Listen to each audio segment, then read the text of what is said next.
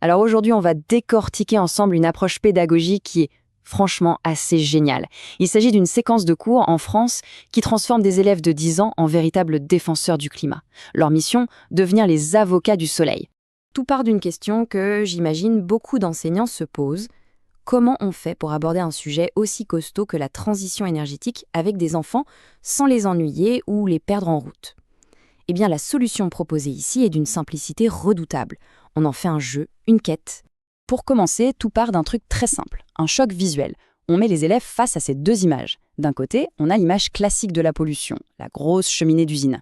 De l'autre, des panneaux solaires qui brillent, l'image d'un futur plus propre. Le contraste est immédiat, il parle de lui-même. Et voilà, le décor est planté, le débat peut commencer sans même avoir besoin de grands mots compliqués.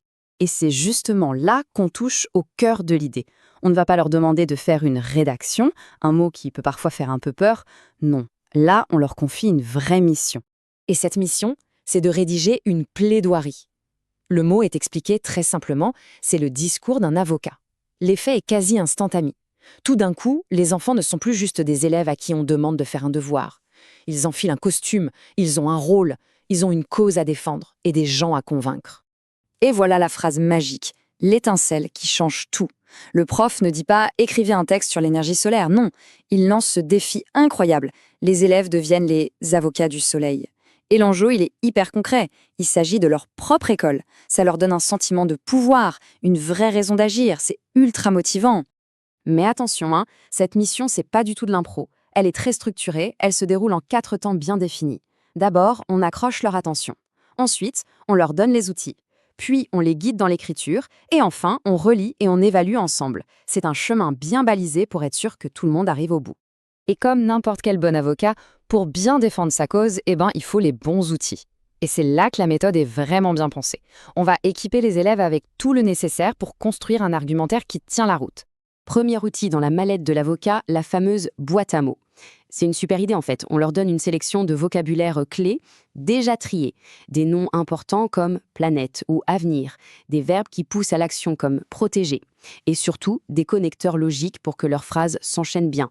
Ça leur enlève le stress de la page blanche et ça leur permet de se concentrer sur l'essentiel, leurs arguments. Deuxième outil, et pas des moindres, une feuille de route super claire. La structure de la plaidoirie est découpée en 3 étapes faciles à suivre. Une intro pour capter l'attention, un développement pour prouver ce qu'on avance, avec au moins 3 arguments, et une conclusion pour enfoncer le clou et appeler à l'action. C'est simple, c'est efficace, et ça donne un cadre vraiment rassurant pour organiser ses idées. Alors voilà, les élèves ont leur mission, ils ont les mots, ils ont le plan, il n'y a plus qu'à. C'est le moment de construire cet argumentaire, de le rendre solide, de le rendre persuasif. Et pour ça, on leur donne une direction. On leur suggère de bâtir leur plaidoirie sur 3 grands piliers.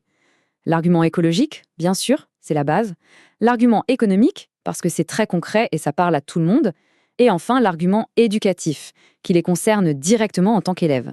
Ces 3 axes permettent de faire le tour du sujet. Si on zoome sur l'argument écologique, par exemple, on voit qu'il est traduit en idées très simples. On parle d'énergie propre, d'une ressource qui ne finit jamais, et de protéger la planète pour plus tard. Ce sont des concepts puissants, mais formulés avec des mots que des enfants de 10 ans peuvent totalement s'approprier pour construire leur propre discours. Et là, on arrive à un point qui est, à mon avis, vraiment brillant dans cette méthode, c'est l'idée d'adapter le travail au niveau de chacun. On propose 2 modèles de texte, un modèle tout simple, très direct, pour ceux qui ont plus de difficultés, et un autre, plus travaillé, avec un vocabulaire plus riche pour les plus à l'aise. Comme ça, personne n'est laissé sur le carreau.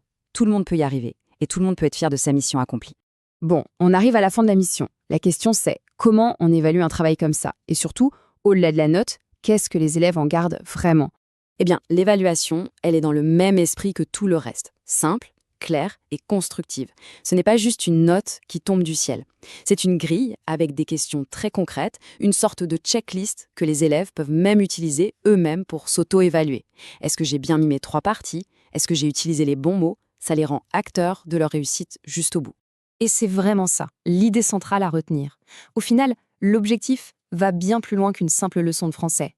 En se mettant dans la peau des avocats du soleil, ces enfants, ils apprennent à chercher des infos, à organiser leurs idées, à argumenter, et par-dessus tout, ils réalisent qu'ils ont une voix et qu'ils peuvent avoir un impact. C'est une formidable leçon d'engagement. On va finir là-dessus avec cette question qui ouvre pas mal de portes. On vient de le voir, en transformant un simple exercice en une mission qui a du sens, on décuple la motivation et l'implication. Alors on peut vraiment se demander, et si c'était ça, la clé? Si chaque leçon, peu importe la matière, pouvait devenir une mission à accomplir? C'est une perspective assez inspirante, non?